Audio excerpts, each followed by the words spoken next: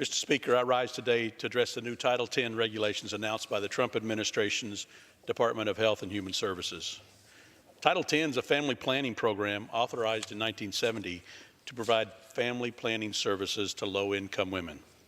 Currently, Congress approves $286 million a year to provide these family planning services like education, counseling, health screenings, and health care.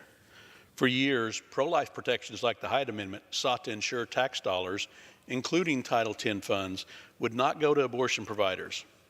However, the Clinton-era Title X regulations have sadly mandated that all grantees refer abortions as part of their family planning services and created loopholes allowing Title X funding to flow to organizations which provide abortions, such as Planned Parenthood. Under these Clinton-era regulations, Planned Parenthood has been able to receive an average of $56 million in tax dollars each year from Title X. Clearly, this is not in line with what the intent of the Title X family planning program, and it's past time to change.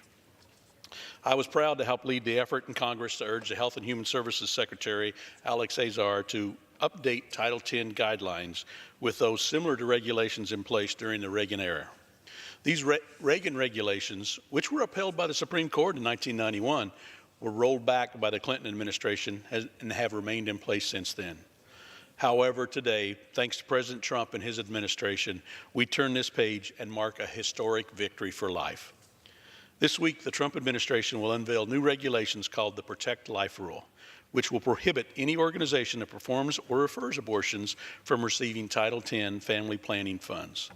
The Protect Life Rule will mandate that Title X grant recipients be physically and financially separate from facilities that provide abortions, closing for good that loophole that has allowed organizations like Planned Parenthood to receive Title X funding.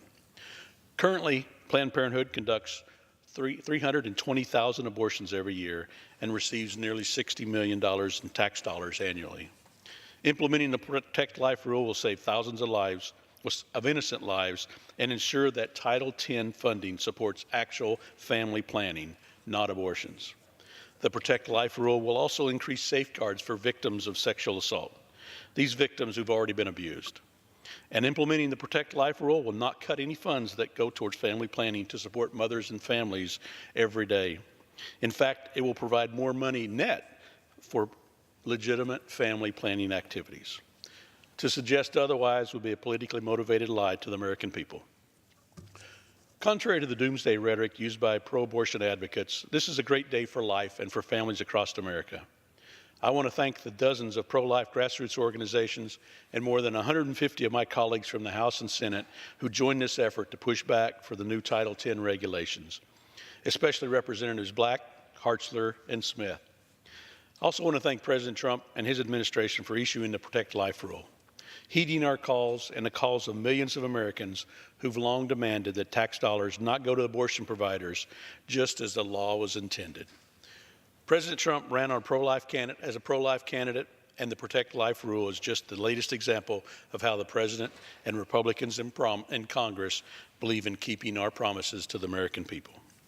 The Protect Life Rule is a win for millions of Americans who've marched for life in our nation's capital and the millions more who have marched throughout our country, including my home state of Kansas. I look forward to the implementation of the Protect Life Rule, and with that, I yield back the balance of my time.